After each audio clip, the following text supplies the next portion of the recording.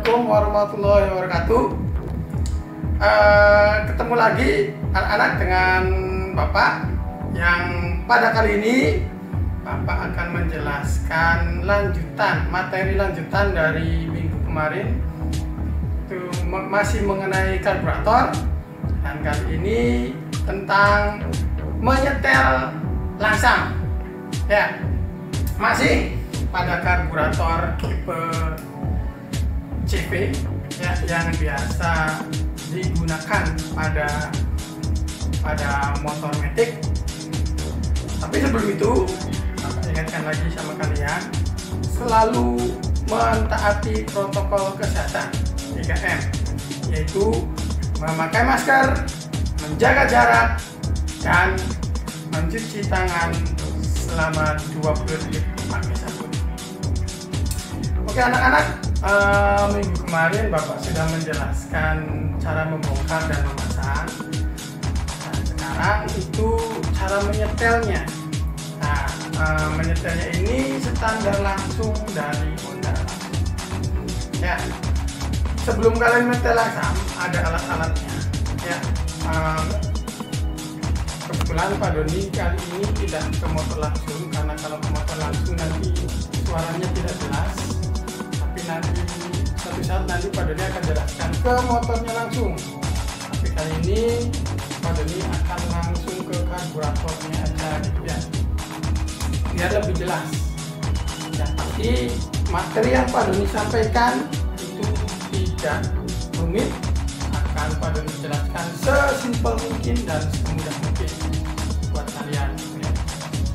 Alat-alatnya itu nanti ada, yang pertama itu nanti obeng langsam. Obeng langsam ini yang bentuknya agak panjang ya, dan ada tachometer atau tachometer. Tachometer ini sebuah alat yang digunakan untuk mengetahui putaran mesin. Ya, nanti ada dua kabel, satunya nanti ke sumber arus dan satunya lagi dicolokkan ke kabel mesin. Kalau misalkan tidak ada alat tachometernya, biasanya itu di bengkel-bengkel itu nanti menggunakan feeling, ya, pakai feeling. Jadi putaran tinggi, putaran besar itu nanti menggunakan feeling. Oke, butterfly throttle valve ini nih. Kalau untuk yang tipe CV-nya, kalau yang tipe PE-nya atau yang tipe motor bebeknya itu throttle valve ya. Dan juga yang kedua itu adalah pilot air screw, nanti di sini ya, di sini pilot air screw dan butterfly throttle valve ini. Yang ini nanti nyambung ke kabel gas ya, nyambung kabel gas ke butterfly valve yang ada di Venturi, itu nyambungnya ya. Nah, yang pertama itu kalian hubungkan dulu kabel tachometer. Kalau ada tachometernya, kalau nggak ada nggak apa-apa, hubungkan kabel tachometer itu ke kabel busi ya. Dari kabel busi itu dinyalakan, motor harus dalam keadaan menyala ya, motor harus dalam keadaan menyala dan dalam keadaan putaran langsam. Putaran langsam standarnya itu berapa sih? Yang distandarkan oleh Honda itu sendiri. Kalau untuk motor matic yang menggunakan karburator tipe CV kayak gini itu 1700 plus minus 100. Kalau yang motor bebeknya itu 1400 plus minus 100. Jadi kalian usahakan putarannya itu segitu, 1700. Kalau nggak turunnya tidak boleh terlalu jauh dari 1700. Karena apa? Motor sering mati. Dan akibatnya itu kalau langsam terlalu kecil itu nanti akibatnya bukan motor sering mati aja, ada akibat-akibat lainnya yang nanti akan lebih parah kalau dibiarkan langsamnya itu terlalu kecil ya. Salah satunya apa? Salah satunya sistem pengisian kurang optimal. Karena putaran mesinnya kecil, maka sistem pengisiannya itu nanti tidak optimal. Maka yang terjadi baterai mudah drop. Yang kedua, yang kalau misalkan langsam terlalu kecil, akibatnya itu sirkulasi oli itu nanti tersendat karena pompanya tidak menyedot optimal karena putarannya terlalu kecil. Jadi yang sedang-sedang saja. Kalau terlalu besar nanti poros bensin, kalau terlalu kecil nanti akan ya. Motor dalam keadaan nyala. Nah, terus apa yang harus kita lakukan? Yang pertama tadi menghubungkan kabel tachometer ke kabel busi dan dilihat tachometer itu nanti akan menunjukkan angka putaran mesin. Ya. Nah, yang kedua itu diputar butterfly throttle valve-nya. Ke arah mana? Searah putaran jam. Ketika diputar searah putaran jam, diputar ke kanan, yang ini, ya, dia nanti motor nanti putarannya akan bertambah besar. Dan putaran bertambah besar, kalian lihat di tachometer. Kalau yang ada tachometernya itu 2000 rpm. Tapi kalau nggak ada tachometernya, dirasakan putarannya itu tinggi. Putarannya itu tinggi. Nah, setelah putaran tinggi, setelah diputar butterfly throttle valve-nya, kita putar. Ini diputar lagi searah putaran jam. Diputar lagi. Diputar, ketika diputar pilot air screw-nya, maka putaran mesin akan semakin kecil. Ketika diputar mentok, pilot air screw-nya mentok, tidak bisa diputar lagi, motor nanti akan mati. Tapi jangan sampai mati. Ketika mau mati, diputar berlawanan dengan arah jarum jam. Diputar balik. Diputar balik sampai didapatkan putaran tertinggi. Jadi kalau menggunakan feeling nanti putarannya nanti tambah tinggi.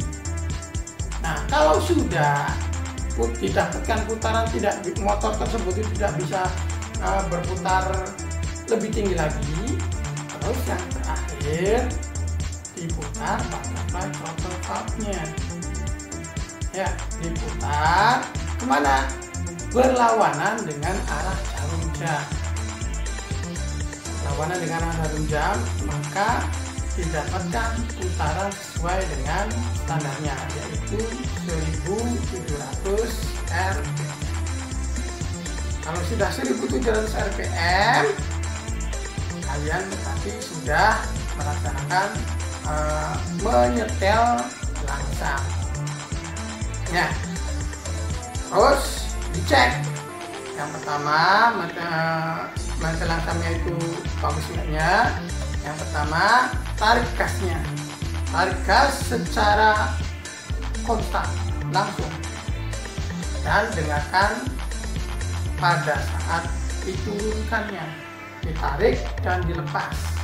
Pada saat dilepasnya itu, dengarkan apakah ada ledakan atau tidak. Kalau masih ada ledakan, nanti di karburatornya itu ada itu menyetel langsam sesuai dengan standarnya. Jadi tolong diingat-ingat anak-anak. Tapi pada diulas kembali, yang pertama menyetel langsam itu adalah menghubungkan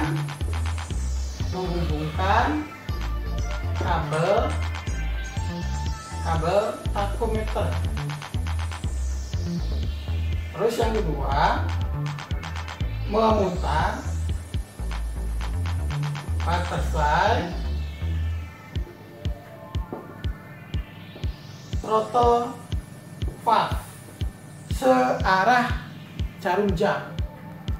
Yang ketiga, putar pilot air screw searah jarum jam sampai motor mau mati.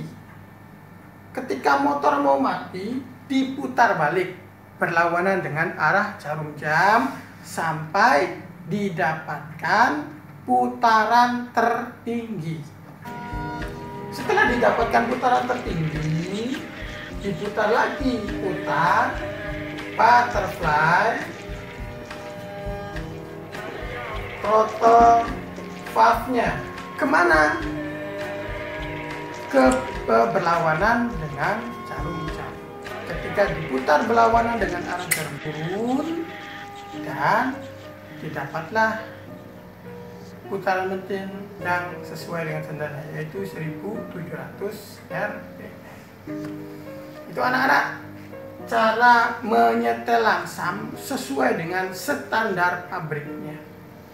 Ya, nanti bisa dipraktekkan nanti kalau kita ketemu. Ya, ini tugasnya. Tugasnya silakan kalian nanti sebutkan. Untuk tugasnya silakan kalian tulis di kolom komentar di akun YouTube ini, yaitu tugasnya berapa putaran mesin untuk motor matic dan motor bebek.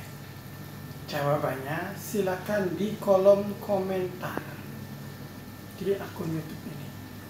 Ya, terima kasih.